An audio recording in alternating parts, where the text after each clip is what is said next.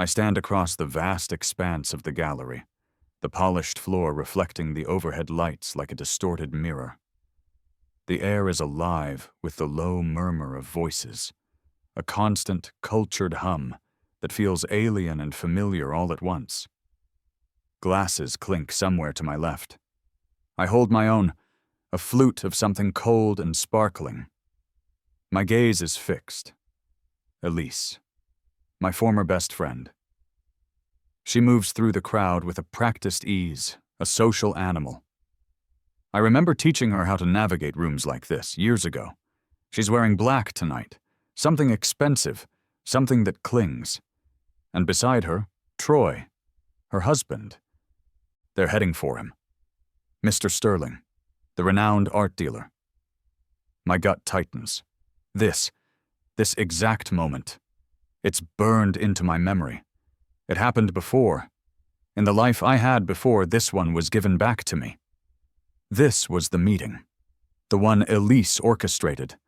The one where she leveraged every connection I'd introduced her to, every contact I'd shared, to put Troy in front of the man who could make his career. And it worked. While I was gone. This meeting, it launched him, it buried me. A slow smile spreads across my face, unbidden, a private thing that no one else sees. They think this is their moment, their triumph. What they don't know is that I've already been here. I had coffee with Sterling last week. Just a casual chat. I brought up Troy's work, of course. Praised it even, subtly. And then I asked a few questions. Innocent-sounding questions. About influence, about originality, about how difficult it is to find truly authentic voices in the current market. I watched Sterling's eyes. He's sharp. He listened. The seeds are planted. The ground under Troy's feet is already unstable and he doesn't even know it. Elise laughs at something Troy says, her head tilted back.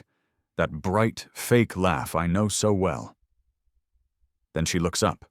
Her eyes scan the room, and they land on me, across the gallery. The laugh dies on her lips. Instantly, her face freezes. The color drains from it, leaving it stark white under the gallery lights.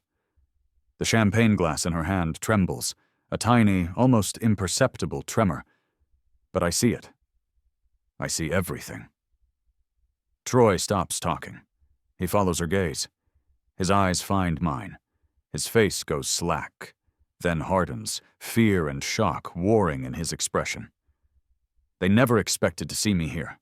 Not in this world. This exclusive, moneyed circle they clawed their way into using my life as a stepping stone. I raise my glass slowly, deliberately. A mock toast. To their shock. To their fear. I take a small sip, savoring the taste of the panic flickering across their faces. It's delicious. Mr. Sterling chuckles beside them, oblivious to the sudden shift in atmosphere. He glances at his watch. "If you'll excuse me," he says politely to Elise and Troy. He turns, and I'm already moving. A few steps, I intercept him just as he's about to blend back into the crowd. A gentle touch on his elbow. His attention shifts to me. His expression is genial, then becomes more serious as he recognizes me. He remembers our conversation. He remembers the questions. "Remember what we discussed," I murmur, my voice low for his ears only. His eyes meet mine. He gives a small, solemn nod, a silent acknowledgement. The first domino. It's been set. The game has begun. God, it feels like another planet, that first life. A different person lived it. A younger, dumber me. Elise and I shared that place. 3 rooms, barely. Rent was cheap, but still a struggle. My canvases leaned against every wall, sometimes stacked so high they felt like they might topple over. The smell of oil paint was always in the air, mixed with the faint, lingering scent of instant ramen. That was our gourmet meal, usually. Just add boiling water. Dreams were everywhere, scribbled on sticky notes stuck to the fridge door. sell a painting for 10 grand, get into the annual city art fair, quit the soul-crushing day job. We'd read them out loud, late at night, fueled by cheap wine and shared hope. Elise worked at a gallery downtown, just an assistant. She fetched coffee, handled deliveries, smiled at people with money. But she learned the names. She learned who mattered. She'd come home buzzing, telling me about collectors, critics, curators. "Your time is coming," she'd say, looking at my work with what I thought was admiration. "I can feel it. You're so close." I hung on her every word. She was my best friend. She knew my struggles, my fears, my absolute burning need to make my art mean something. I didn't know she was talking to those same people, the ones whose coffees she fetched, planting tiny seeds of doubt. "He's brilliant, but so intense. He can be a bit difficult. He's going through a phase. His work is very raw right now." She wasn't just being an assistant. She was building her own network, using mine as the foundation, and simultaneously undermining the very person who was giving her access. And then there was Troy. Elise met him at some awful gallery opening she had to attend. He was everything I wasn't. Smooth, easy to talk to, good-looking in a generic way. He painted bland, marketable abstracts. Nothing challenging, nothing that said anything real. Elise brought him around. He fit right in, or so it seemed. Sat on our worn-out couch, complimenting my work. Really interesting texture. Bold use of color. Empty words. I started noticing things. He'd wander into my small studio space. "Just lookin'," he'd say. My sketchbooks, usually meticulously organized, would be slightly askew. Pages I'd been working on left open. Little details. Then I'd see it. A technique I'd been experimenting with would show up in his work a week or two later. Not exactly copied, but borrowed, reinterpreted. Poorly. I'd overhear them talking in the kitchen, their voices dropping when I walked in, a hushed silence. An awkward change of subject. The cold knot started in my stomach. It was small at first, easy to ignore. They wouldn't. Not them. Not Elise. She was my best friend. Troy was just Troy. I trusted them. God, I was so stupid. My hands curl into fists now, remembering that crushing weight of my own naive belief. Maya, my sister, my older sister. She was the steady one, my emergency contact, the person I called when things got rough. She knew me, knew my quirks, my passion for my art. Or I thought she did. Elise and Troy worked on her too, slowly, insidiously. They'd visit her, express their concern about me. "He's pushing himself too hard. He seems so fragile lately.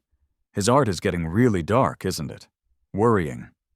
They painted a picture of a man unraveling, a self-destructive artist spiraling out of control. They used my intensity, my struggles, against me, twisted them into something dangerous. Maya, bless her heart, fell for it. She wanted to help. She wanted to fix me. The betrayal that cut the deepest, the one that still aches sometimes, was when she helped them. My father was sick, dying. I went back home to sit with him, to say goodbye. It was the hardest thing I'd ever done. While I was there, while I was watching my father fade, they emptied my studio.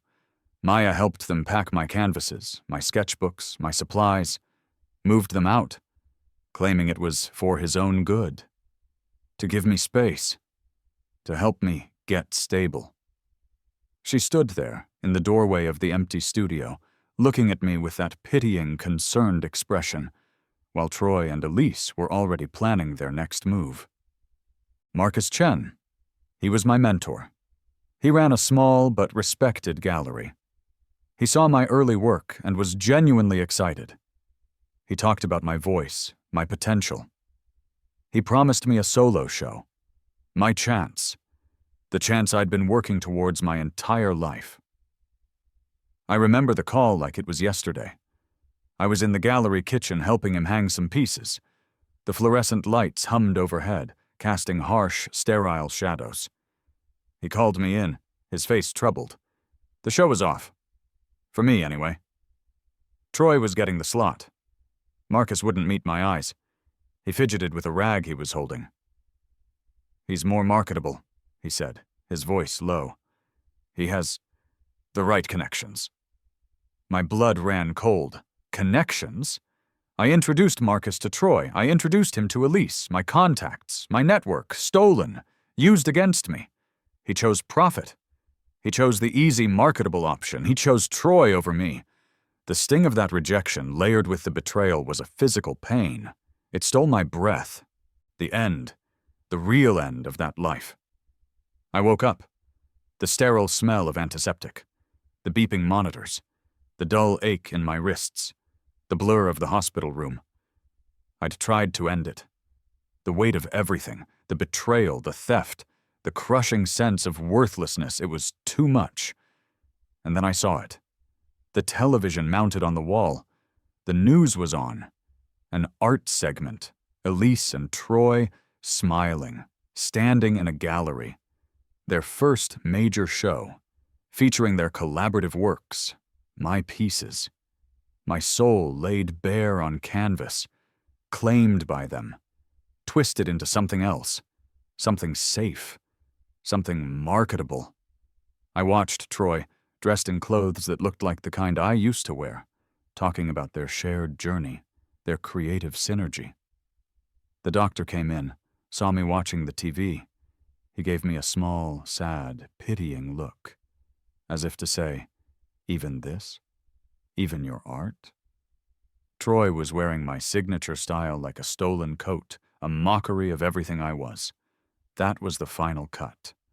The moment I thought there was nothing left. Now. I'm here. In the new now. The air conditioning hums in the office of the prestigious art magazine. I'm an assistant, just a face in the background. I get coffee, I answer phones, I observe, I listen. Today I hear her. Elise. Her voice cuts through the quiet hum of the office. Loud, confident, bragging. She's on the phone, her hand gesturing, the fluorescent lights catching the sparkle of a large diamond bracelet on her wrist. Probably from the money made from Troy's breakthrough.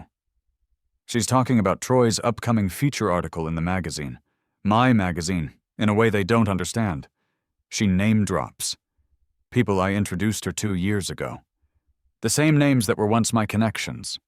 My network. Used against me. It's a familiar sting, but this time it's dulled by a quiet satisfaction. I walk over, a neutral expression on my face. "Everything okay, Elise?" I ask. She startles, her hand flying to her chest. "Oh, you scared me," she says, forcing a laugh. Her eyes are a little too bright, a little strained. There are faint lines around her eyes I don't remember. Stress? Good. "Just coordinating the feature on Troy," she says, recovering her composure. "It's a really big deal for him. For us?" She beams, but it doesn't reach her eyes. "A feature on Troy? That's wonderful," I say, my voice pitched just right. Eager assistant, impressed colleague. I remember reading about him years ago. Such a unique style. A lie. His style was stolen. "I'd love to help if I could, any little thing. Research, proofreading, seriously, anything." My offer hangs in the air. She looks at me, a flicker of suspicion in her eyes. Why would I, a mere assistant, be so eager to help? But the need is greater than the suspicion. She's probably drowning in details, trying to make this perfect. "You would? Oh, that would be amazing," she says, relief washing over her face. She starts rattling off tasks, deadlines, contacts. I nod, taking notes diligently. My face is a mask of helpfulness. The bait is taken. She has no idea she's just handed me the rope to hang them both. Late nights in my apartment. The city outside is a blur of lights. Inside, the only light comes from my laptop screen, a a cold blue glow. I volunteer to ghostwrite the feature. My boss, swamped with other work, is happy to offload the puff piece. He doesn't care about Troy's art, just the prestige of running a feature on a currently marketable artist. He has no idea the kind of piece I'm writing. Stacks of art books, old exhibition catalogs, and notes surround me. I craft the article meticulously. On the surface, it's glowing. I praise Troy's technique, his dedication, his trajectory. I use all the right jargon, the kind that impresses collectors and critics. But beneath the veneer of praise, I weave the threads of doubt. Subtle, almost imperceptible to the casual reader. While his brushwork demonstrates a clear mastery reminiscent of certain established artists, Troy's strength lies in his interpretation rather than pure innovation. His influences are readily apparent, a testament to his deep engagement with the art historical canon, perhaps to a fault for those seeking entirely novel forms. I never use the word plagiarism. I never accuse him of stealing. I just describe his art in a way that forces questions. Questions about originality, about influence bordering on imitation. I connect dots that shouldn't connect, using seemingly innocuous language. The scent of strong coffee fills the room, a constant companion during these hours, planting doubts between lines of praise. It feels like justice, cold, methodical. The magazine release party. The gallery is buzzing, the air thick with the scent of perfume and expensive canapes. I stand near a large abstract painting I find particularly uninspired, probably one of Troy's. My champagne glass is cold in my hand. I watch them, Troy and Elise. They are holding a copy of the magazine, flipping through the pages. They find the feature. Their faces, side by side, illuminated by the dim gallery lighting, change. The initial flush of excitement at seeing Troy's name and face in print drains away. Confusion. Then a dawning horror as they read beyond the headline, beyond the first few flattering paragraphs. They see the subtle questions, the carefully worded observations. I see the whispers start in corners of the room, heads turn towards them. Art critics, people who know the history, exchange knowing glances. They remember my name. They remember the whispers Elise started years ago. They remember Troy's sudden rise. Now the article makes them think. It recalls similar techniques they've seen before, techniques that were mine. The taste of victory in my mouth is sharper, sweeter than any champagne. I walk over, my face a mask of concern. Having fun? I ask, my voice light. Troy's hand trembles as he clutches the magazine. Everything okay? I ask again, offering him another drink. He just stares at the page, his eyes wide with disbelief and fear. The aftermath is quiet, but effective. Troy's next exhibition sees a sharp drop in attendance. Gallery owners who had expressed interest suddenly stop returning calls. The buzz is gone. The questions raised in the article, subtle as they were, have taken root. They spread through the art world like a virus. Whispers become murmurs, murmurs become doubts. My phone rings. It's Elise. Her voice is thin, tight with suppressed tears. You work at the magazine, she says, her voice trembling. You know everyone there, and other people. Is there anything you can do? Her desperation is palpable. To fix this? This article, it's killing his career. Fix what? I ask, my voice calm, neutral. His reputation? People are talking. They're questioning things. I sigh, making it sound like genuine concern. I'll see what I can do, I promise. I have a few contacts. Maybe I can put in a good word. While I talk to her, offering false hope, I'm already typing an email, executing the next phase of my plan. Through the window of my apartment, the city lights blur into streaks as a sudden rainstorm begins. I watch Troy and Elise on the street below, caught in the downpour, arguing. Their gestures are wild, desperate. The cracks in their foundation are showing. The rain feels like cleansing. The gallery opening is packed, despite the lingering doubts about Troy. He needs this. He looks drawn, tired. The confident swagger is gone, replaced by a desperate energy. I stand by the bar, observing. He finds me, pushes through the crowd, his bloodshot eyes fixed on mine. The charm is completely gone now, replaced by raw, pleading desperation. "Please," he says, his voice rough, barely above a whisper. "You work at the magazine. You know people, important people." He clutches my arm, his grip surprisingly strong. "Help me." He remembers the old me, the useful one, the one who opened doors, the one he discarded. I look at him, the man who built his career on my ruin. He's begging. It should feel better. It does. But it's also hollow, pathetic. "I can introduce you to Mr. Davies," I say, naming a prominent collector I've cultivated. A serious collector. One who values authenticity above all else. One who, thanks to a few carefully placed conversations on my part, now has serious questions about Troy's work. "He's always looking for new talent," I say, a small, almost imperceptible smile touching my lips. Troy's face flickers with hope, then suspicion. He doesn't trust me, but he's desperate. He'll take any lifeline. We shake hands. His is cold and clammy. The cold air conditioning of the gallery seems to amplify the chill on my skin. I hold his gaze for a moment, letting him see nothing but calm, neutral helpfulness. I savor the knowledge that this help isn't a chance at redemption. It's a carefully constructed step towards his ultimate downfall. Then came Maya. My sister. The one who stood by, who helped them strip my life bare. After years of silence, she reached out, a tentative text, an email, like nothing had happened. She didn't know about the rebirth, of course. Just thought I'd disappeared. Grieved, probably, in her own way. She wanted to meet. A small cafe downtown. The air inside smelled of cinnamon and fresh bread, warm and inviting. A deceptive warmth for the coldness I felt when I saw her sitting there.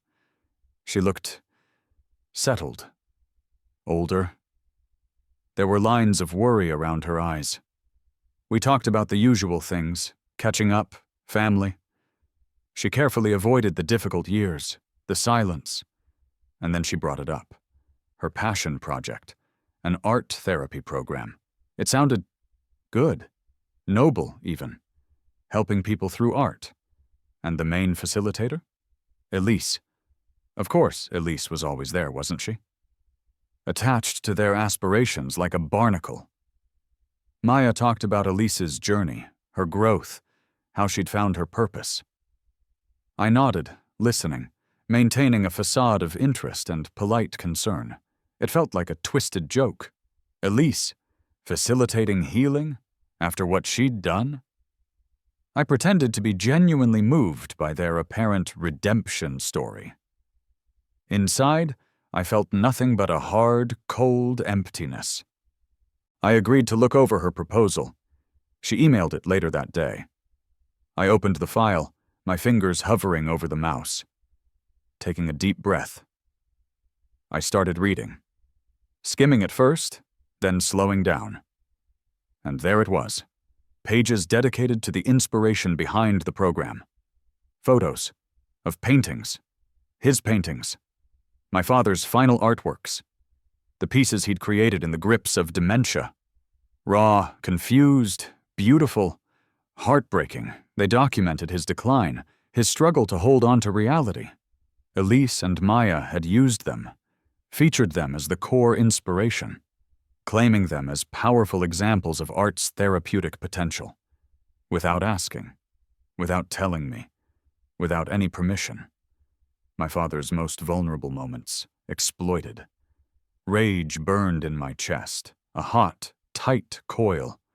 It wasn't just my art they'd stolen. They were trying to steal his legacy, to profit from his pain. I drove to the storage facility where some of his belongings had been kept after he passed. I walked into the small unit. Dust motes danced in the beam of my flashlight. Empty spaces on the wall where his canvases had hung. They'd taken them, photographed them, for their brochure, for their proposal, witnesses to this new violation. This wasn't just a betrayal of me. It was a betrayal of his memory. Confrontation. My old way. But not the new way. Not this time. My new way is quieter, more insidious. I make some calls, a carefully worded introduction, to Mr. Harrison, a philanthropist with a keen interest in the arts. What I don't tell Maya and Elise is that Mr. Harrison has a lesser-known but highly effective side hustle. He's a notorious fraud investigator, specializes in art authenticity, intellectual property theft, and non-profit financial irregularities. He loves a puzzle, especially one that involves exposing hypocrisy. The meeting is set for a sunlit table at an upscale restaurant. We gather, Maya and Elise, beaming, eager to impress. Mr. Harrison, polite, attentive, his eyes sharp and missing nothing. They talk about their program, their vision, their passion.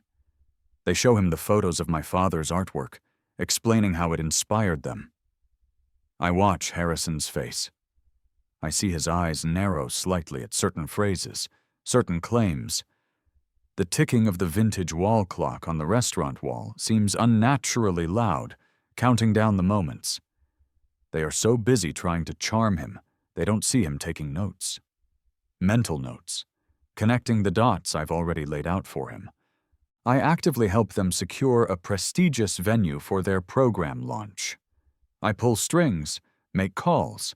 I encourage them to go big, invite the press, invite influential figures from the art world, the therapy world, the charity world. Make a splash, I advise, my voice full of supportive enthusiasm. They are so grateful, so convinced I'm trying to help them succeed. The morning of the event arrives, a crisp, cool day. I sit in my car parked across the street from the grand old building where the launch is happening. The leather seat is warm beneath me. I check my watch. Almost time. I make a series of calls from a burner phone, anonymous, to journalists I trust. I provide them with the evidence. Digital copies of the photos of my father's work from the proposal. Dates, medical records, my father's will, showing I am the sole heir to his estate, including his artwork. Proof that they used his work without consent, without knowledge. I send the emails, hit the button. The information is out there now, waiting. The public implosion is swift and brutal. The launch event begins, all smiles and optimism. Then, the journalists arrive. Questions start, pointed questions. About the artwork. Where did it come from? Was permission granted? Why wasn't the family consulted? Maya and Elise are caught completely off guard. Their smiles falter. They try to explain, stammering. A misunderstanding. Creative inspiration. The cameras flash. Microphones are thrust into their faces. Whispers sweep through the crowd. Louder this time. Exploitation, dishonesty. Their carefully constructed facade crumbles. Their professional reputations unravel in real time. I stand at the back of the room, near the exit, just another face in the crowd. My expression is sympathetic, concerned. Inside, a deep, quiet satisfaction settles in my gut. Later that night, the doorbell rings. It's Maya. She stands on my doorstep in the pouring rain, mascara streaked down her face, looking utterly broken. "Did you?" she asks, her voice barely audible over the drumming rain. Did you do this? The rain runs in rivulets down her face. I look at her. My sister. The one who helped them. I was trying to help you, I say, my voice soft, laced with what sounds like genuine sorrow. The lie slides out effortlessly. I warned you to be careful who you get involved with, and who you trust. Marcus Chen, my former mentor, the man who chose Troy's marketability over my potential. I see him across the room at an industry function. He's older now, his hair thinner, but he still has that air of importance. He sees me. His eyes widen slightly in surprise. Then a familiar, calculating smile touches his lips. He makes his way towards me, navigating the crowd with practiced ease. I feel his hand on my shoulder. It's heavy, possessive almost. He smells of expensive cologne, the same kind he wore years ago, back when it represented everything I wanted to be. It's good to see you, he says, his voice smooth. He talks about his new gallery. A big venture, prime location. He wants my input. My eye, he calls it. He has no idea how sharp that eye has become, how much it sees now. He doesn't know about the rebirth, about the knowledge I carry. He just sees a rising figure in the art world, someone whose opinion might be valuable. I've always valued your eye, he repeats, that line that used to mean so much, now hollow with irony. I smile into my drink, a private amusement playing on my lips. He betrayed the young, struggling artist. Now he's asking for help from the man who will dismantle him.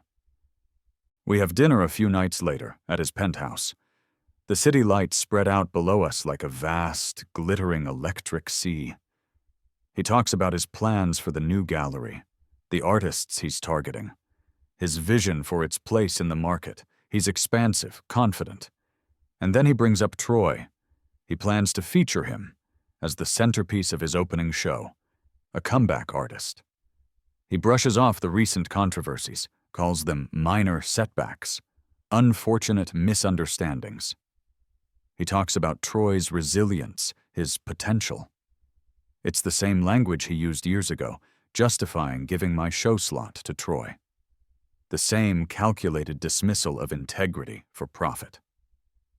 I listen, my face neutral, picking at the food on my plate.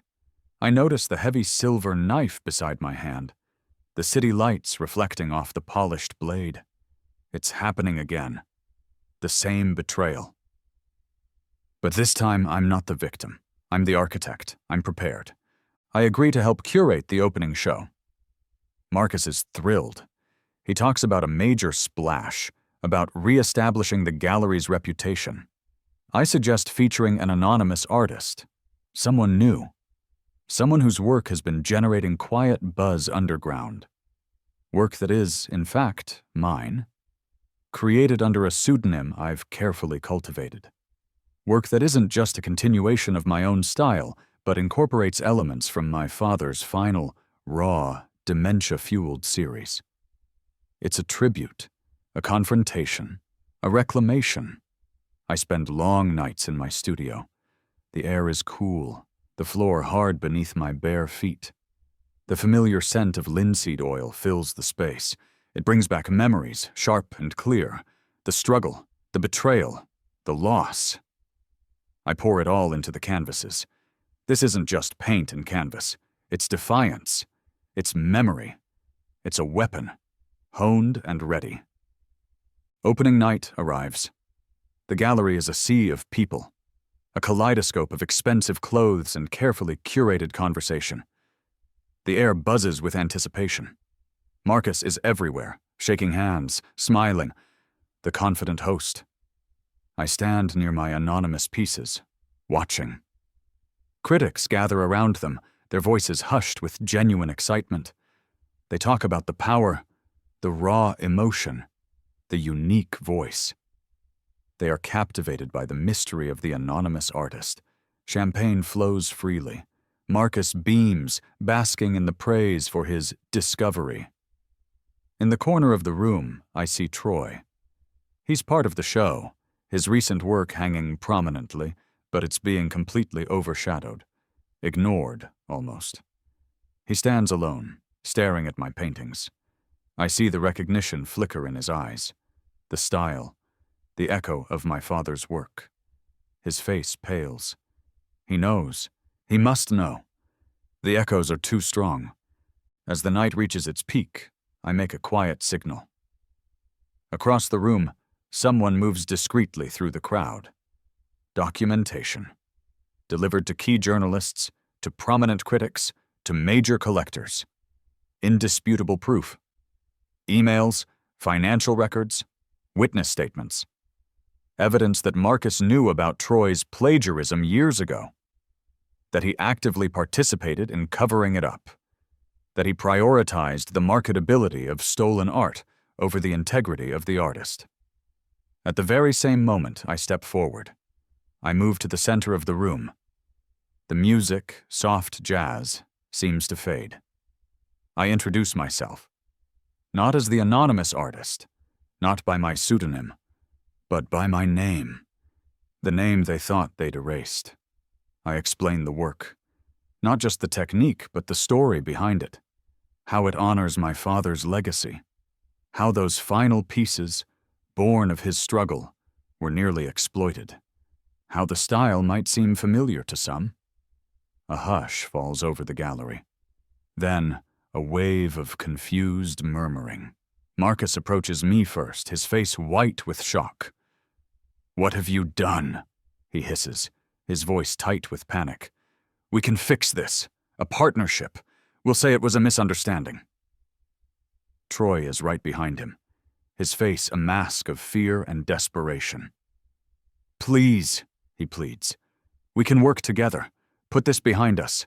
Share everything." Their whispered desperation is a twisted kind of music to my ears. My penthouse apartment. It's a sanctuary.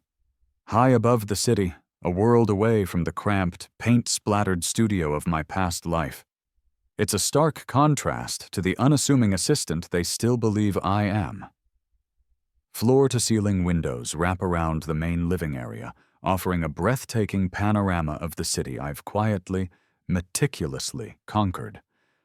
The leather chair is cool and smooth beneath me as I sign the final documents. The acquisition? Marcus's gallery? It's officially mine. The lawyer sitting across from me, a sharp, discreet woman, gives me a small, knowing smile. She's one of the few who knows the truth. Knows about the rebirth. Knows how I did it. How did a seemingly unknown artist, an assistant at a magazine, acquire a major gallery in just a few short years? I explain it to her, though she already knows. During my rebirth, when I was given that second chance, I retained more than just my memories of the past.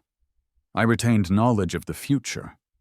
Not everything, not perfect foresight, but key things. Future market trends, investment opportunities. I knew which stocks would explode, which companies would become giants, which properties would skyrocket in value. I didn't just come back to right the wrongs done to me. I came back to build an empire they could never touch, never steal.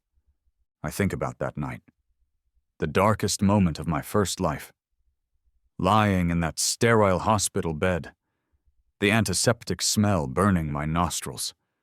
The rhythmic, monotonous beeping of the monitors. The dull ache in my wrists, a physical manifestation of the deeper, emotional pain. I wanted it to end. And then he was there. Sitting in the chair beside the bed, an old man. His face was a road map of wrinkles, his hands gnarled and stained with what looked like paint or ink. He introduced himself simply, as an artist. He said he'd seen my work, heard about my story. He looked at me with eyes that seemed ancient, wise. He made me an offer, a second chance, to go back, to live it again, with my memories intact, to make different choices. His gnarled hand reached out, covered mine. It was rough, warm. It smelled faintly of turpentine and something else. Something earthy, like old paper and dust. Some of us, he said, his voice a low rumble, get to try again, not many, but some. He squeezed my hand gently. Make it count. I didn't understand how it was possible. It felt like a fever dream, but I felt the sincerity in his gaze. And I said yes. I accepted the impossible. And I came back, with his words echoing in my mind, make it count. I walked to a specific section of the wall in my apartment. It looks seamless, like the rest of the minimalist design. I press a hidden panel. A section of the wall slides silently open, revealing a hidden room. My sanctuary, my war room. The walls are covered floor to ceiling with corkboards, detailed timelines, charts, photographs. Every betrayal is mapped out, every calculated move, every carefully planned countermeasure. Dates, names, connections. It wasn't chaos. It was a symphony, orchestrated over years. Each revenge loop, each step, planned in advance.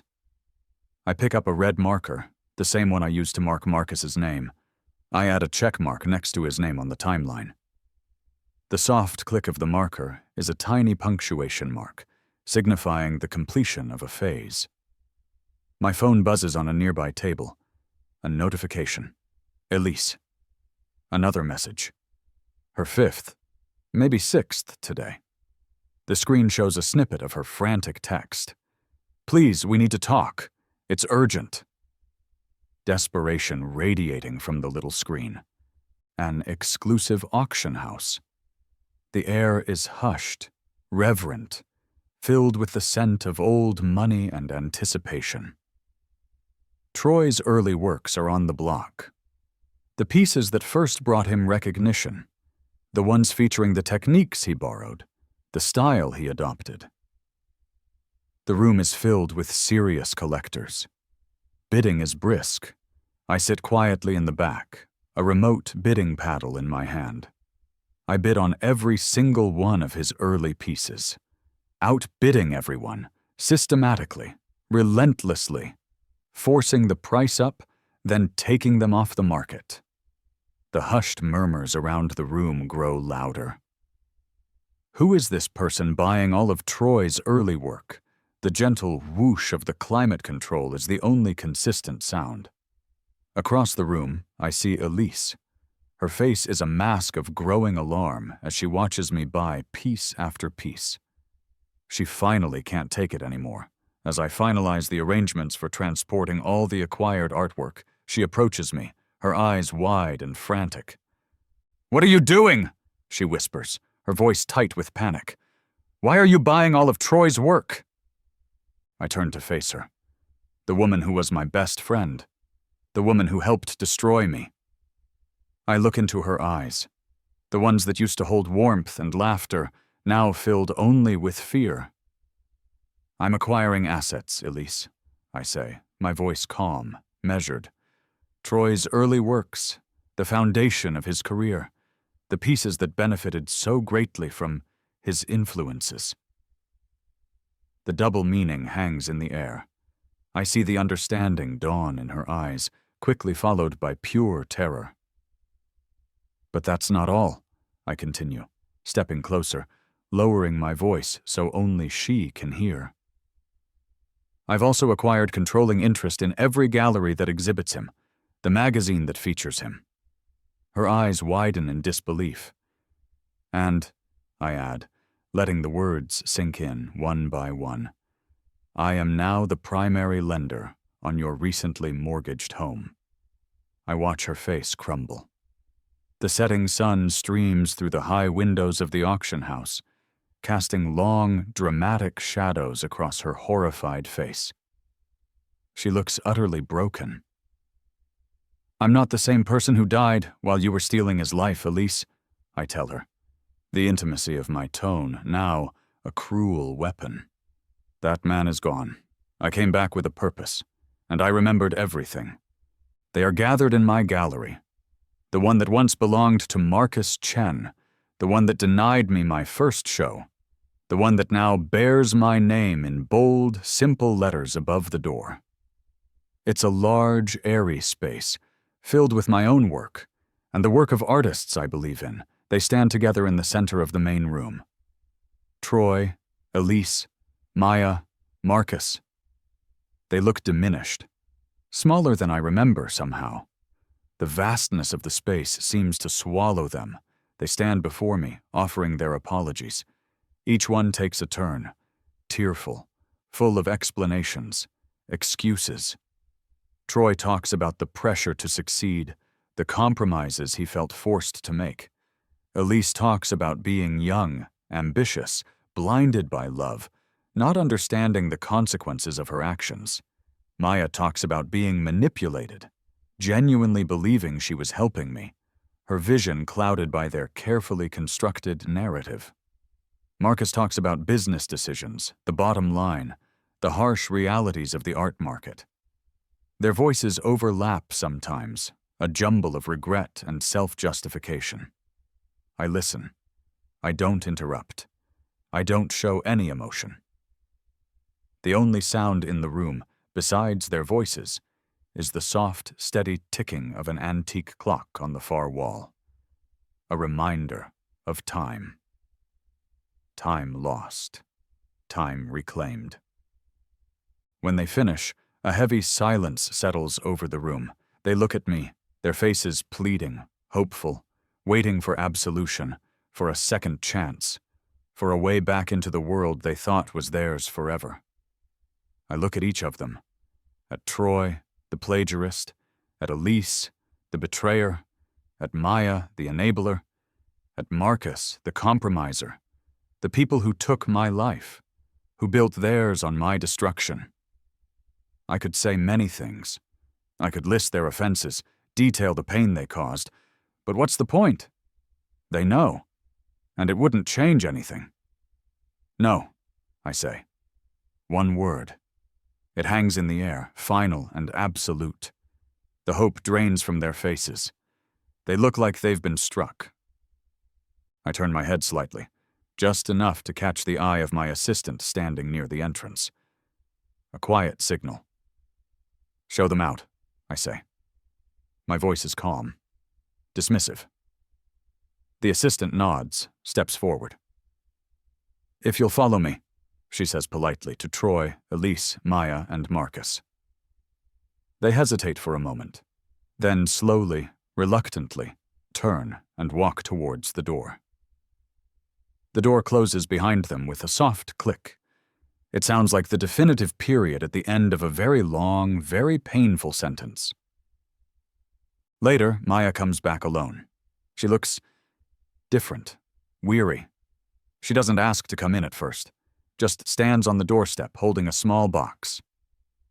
Inside, I see, are childhood mementos.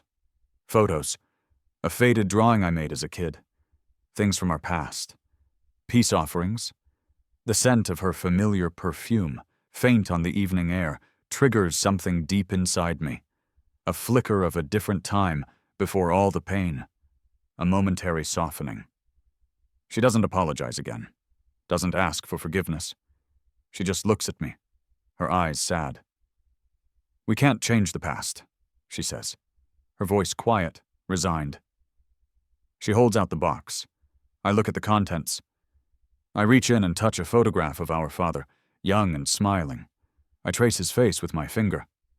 Then I gently close the box and hand it back to her.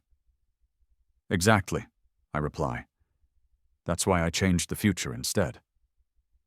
She takes the box, her hand trembling slightly. Tears well up in her eyes again, but she doesn't let them fall. There is nothing left to say. The space between us is vast, filled with years of unspoken pain and irreversible actions. 6 months later, I am on the balcony of my beach house. The air is warm and salty, the sound of the waves a constant, soothing rhythm. The sun is setting, painting the sky in fiery hues of orange and purple, turning the ocean to shimmering gold. On the glass-topped table beside my chair, a letter sits. From Troy. Unopened. The envelope is thick, probably filled with more excuses, more pleas. It's the third one he's sent this month. I pick it up, It feels light, insignificant. I use it as a coaster for my wine glass. The condensation from the cold glass slowly spreads, blurring the desperate handwriting on the envelope. What he wrote doesn't matter. His words have no power over me anymore. I visit my father's grave. It's a quiet cemetery, peaceful. I place fresh flowers beside the headstone, the petals a vibrant splash of color against the gray stone. I talk to him, quietly, telling him about the retrospective exhibition I've organized of his work, a major show featuring pieces from every period of his life, including the final pieces, the ones from the Dementia series, the ones Elise and Maya tried to exploit. They are being shown now, in a setting that honors his talent, his struggle, his memory. They are being seen, finally, for what they are. Not inspiration for a flimsy therapy program, but a profound, heartbreaking exploration of the human mind. A gentle breeze rustles the leaves overhead, the sound like a soft sigh. And for the first time since my rebirth, since that old artist sat beside my hospital bed, I feel it. A sense of peace.